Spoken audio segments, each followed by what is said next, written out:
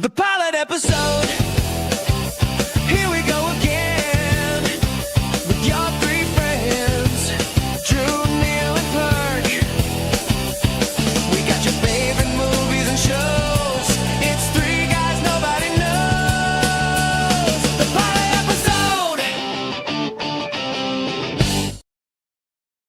What's up, everybody, and welcome back to another episode of the Pilot Episode Podcast. I am Drew Guy. I'm Neil. Yeah, there you go. I think they know by now. Yeah, well, We're in the damn intro song. yeah, I mean, we're going live. Yeah, we are in the intro song. That's a great point. It's literally about us. Well, it's about Memory of a Killer, this episode, but This one is, yeah. but we're doing it. Happy March Madness Day to everybody. Feels like Christmas. I'm hydrating. Yeah, very excited as I am at Neil's house. We got the TVs flying around. We got 4 TVs, going to have 4 games. Well, not 4 games because I know they're a little off topic, but March Madness is no longer like it used to be, where there's like 7 games going at one time. They've really spaced it out. It'll still get pretty crowded. Absolutely. And, you know, when the games, you get in that window where one game's ending, one game's starting type deal. One overtime game leads into an ass whipping. Now we got time changes. We're way off topic, though. Yeah, that's our old podcast. we no longer cover sports, even though we still do, but we just do it privately. We will get into what really matters, and that is this shitstorm of Memory of a Killer. Yeah, it's getting crazy. All the thoughts and ideas we had of who might be the ferryman, I feel like you can throw all of those out the window. I will go ahead and say up front, I've been completely wrong. Yeah, it's not Dutch. It's not Nikki. Now, Nikki's working. She's working for the ferryman, but again, she has a debt. I don't know if you called on that at the end where she said, "This is the last thing that my debt's paid." So that tells me she's working under the ferryman. She tells that to Earl, the guy who killed Maria's mother and Angelo's wife. Let's go ahead and throw in, showed up at Maria's house, Yeah, plot twist. What if he's the ferryman? but she's telling him to say stuff through the ferryman. I think he's just a He hand. said he would gladly tell the ferryman that. Yeah, I think It was just the way he said it. to Yeah, me. I think it's just he's a hand. You know, he's a hired gun, whatever. He's clearly over Nikki in the operation. Well, here's the deal. Nikki can say she wants out all she wants, but Nikki is clearly a piece of shit. She's weaseling her way into Pilates with Maria. Yeah. And now she's playing tricks on our poor boy Angelo, who thinks he's losing his mind when he's actually remembering better. But she's creating fake conversations to get information out of him that never happened, and he don't know that it didn't happen. She's a pretty high level manipulator. I'll be honest with you. She worked that situation very well. She somehow got it, which I mean, it's very easy, I guess, when you're dealing with somebody who's got early onset dementia, where you tell them a conversation's happening, even though it never actually happened, but it makes him think it did, and he's like, "Oh, okay." Well, and now we got him doubling down, trying to do more treatment. Yeah. It's just you got to be pretty twisted to come up with that and follow through with that plan. Yeah, I do think Angelo, we got the confirmation that he is on the right track whenever he goes back to the lab to look into the Dr. Parks murder contract kill. And then they drop the body of the ammunitions guy that he tried to get to plant a bug in their ammunition. Yeah, so we flash back to that kill, which we find out was a year and a half ago. Yes. in time. Angelo has convinced himself the sole reason of the ferryman being after him and his family is from that kill. And again, because of them dropping the body while he's there, it almost kind of makes sense now. But I don't really feel like there's a lot that proves that's why, other than that now. Like what was leading him to that point before that, I don't know. Well, we're also at a point, though, where he's feeling really pressured to figure this out. And he's also against the clock of his own memory, hence the term memory of a killer. And I think he thinks it's now or never. And he's either going to end up, you know, him and Maria, everybody getting killed by the ferryman, or he's not capable of taking care of it anymore. Correct.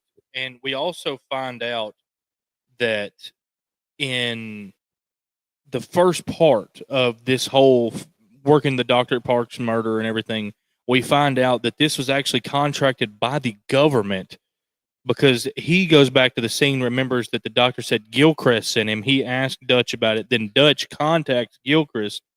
And pretty much this is where I got the sense that Dutch is really down for Angelo, because he tells Gilchrist, I've kept this guy around for 30 years for a reason. He's not the problem. He's the solution.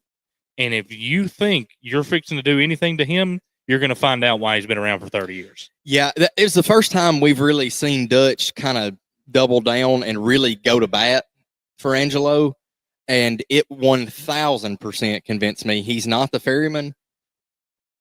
You know, if it's a crazy plot twist that he still is and still went to bat for him the way he did, then I'll say I'm wrong again.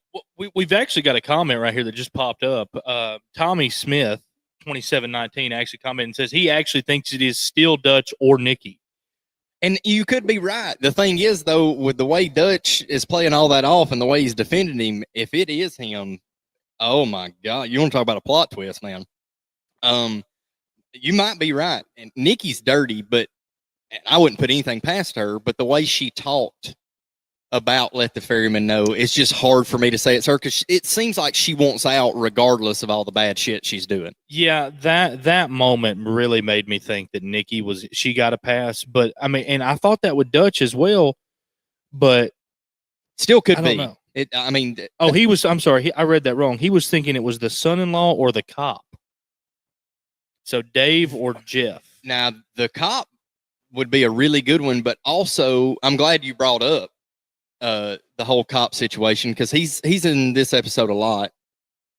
I think he's kind of putting together, and Maria actually told on Angelo without meaning to, as far as suits, because she was like, well, they can't be that expensive or rare. Well, he already knows that They're it's that rare. expensive. Yeah. So that's a good theory. That's a pretty wild one. Son-in-law, I don't know. He seems a little soft for me. I don't think he's capable, but maybe they're setting it up that way to pull us off of him. Remember when the season started, we thought he was like that, very much so. Then he got a little nuts about him, and he started making some decisions. Now he's got his uncle working as the PI who actually found the button. I don't know. I'm not saying it's not possible, but I mean, also, let's keep in mind, Maria feels like she's got to hide a Glock from him in the vent because of his nature and how he is. I mean, this is the kind of guy that's pushing you to go to Pilates in the morning.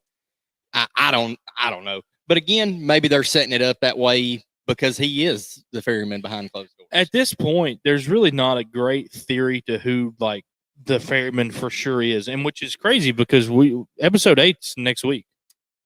Yeah, I mean, it's one of those answers right now that we're all curious about. That really is what's driving the show. And there's not a bad answer, but there's not a good answer either. I mean, what if we have a hide and seek situation? Robert De Niro movie. I don't know if any of y'all have ever seen it. Really good. Young Dakota Fanning. What if we have a hide and seek situation? Just throwing it out there, very far fetched, that Angelo is the ferryman and is going against himself because he doesn't remember it all. Yeah, we could have a hide and seek situation. Again, far fetched. I wouldn't take that to the bank or anything, but it could happen. It's possible. There's so many different ways this could go, and with only one episode left in the season, I really have no idea where we're going. There's some things that we do know for sure, though. Maria and Dave got a little touchy at the end of this episode. Yeah. And he tells her, I would do it for you. I would do anything for you to protect you and all this stuff. And I like Dave, but called me crazy. But by Jeff's initiative, I'm starting to think Jeff's not that bad of a guy either. Well, I think we all know which way she's leaning. Yeah, we do. But again, back to the comment, what if it is Dave? And he has made this situation to where she's leaning to him. Kind of plugging himself in and manipulating the situation. Again, not a horrible answer. No bad answer for that. Also, really no good answer. We got to get another season of this thing, though. I don't think we can tie this up. There's no way. They cannot tie this entire season up with one episode. They can't tie this show up with one episode left. We got to get more. And I feel like we're going to, because everything I've seen online, we've actually had a pretty successful show. Like, this show has actually been pretty good as far as ratings go. We're around a 7 out of 10 for everything I've seen, which is not great, nothing to write home about, but it's good. I would actually rate it personally. I would rank it a little higher than that. I've really enjoyed it. It's kept me tied in the whole time. It's a little different with as far as the memory and his role of, basically being a hatchet man. But I think it's a really good show, and I want another season. I've enjoyed it. I do too. It's been very good. It's like a change of pace almost for us, like because we've done so many different styles of things. We've done Marshalls right now. We've done me and you have covered Bridgerton a little bit. Yeah, it's definitely different than Bridgerton. And then what was we've done Fallout. What was our original one? We did Landman. We've kind of been all over the place. Yeah, such a broad spectrum that we've kind of hit every type of genre you can almost hit so far. We had a comedy. Really? No, we can pick Bookie up with its new season. We did cover Righteous Gemstones in an episode, but that was one of our reviews after it's over. Ending. We still haven't done a dating show, which I've been pushing behind the scenes pretty strong.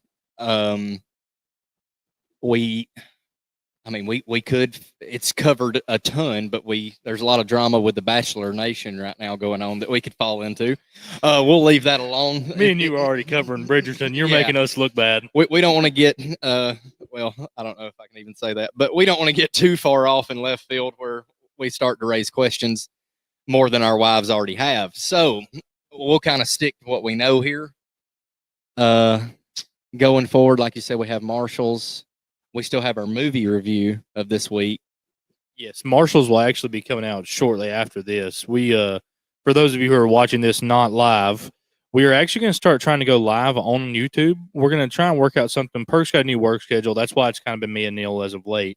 We're going to try and kind of work something out where we're all together at a certain time, possibly all in here across the bar at Neil's house, and try and get somewhat of a schedule set up where Fridays we're going live with our movie reviews every week, and then me and Neil possibly doing Memory of a Killer, Marshalls, some other shows since Memory of a Killer is almost over. We only got one episode left of it.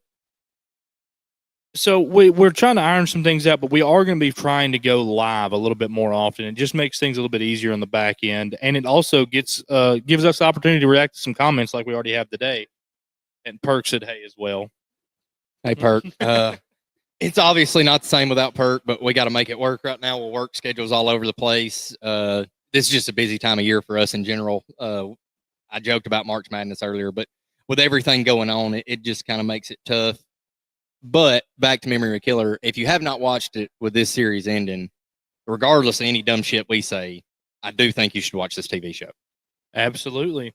Do we have anything else left on this particular episode? Are we really able to just kind of wrap this one up? Yeah, we can kind of wrap this up. I don't want to give away anything else as far as getting in too deep for anybody that hadn't watched it. We kind of hit the main parts of it. One episode left. Gun to your head. You have to pick who is the ferryman. We find out next week. I think. I don't know that for certain. I don't think we even find out next week. You don't think so? You think they carried into season 2? I don't think we find out. That is going to be my answer. I don't think we find out. A little bit of a long shot, but I was talking about this a little bit earlier. I think Earl could be the guy. He killed Angelo's wife, which we already know the ferryman probably did that. Yeah. It looked like he was possibly hired to do that now that we're looking at it. But what if he is just the one doing it and he's hiding behind another image? He's telling all of his associates there's this other guy. What if it's just him? Like a Braga situation. That's exactly what I was about to say. A Fast and the Furious Braga situation. That could be true. I don't know. I'm not going to say you're wrong, but I'm not going to say any comment we get's wrong because, like I said, it's just so out in the open right now. The only thing we did miss that I'll throw in, Joe's dad is a real scumbag. Oh, and Angela put him in his place. Yeah, absolutely, put him in his place. We did leave that out. Again, you just need to watch it to understand what we're saying. But it was a really good moment in the show that I thought. Yeah, I agree.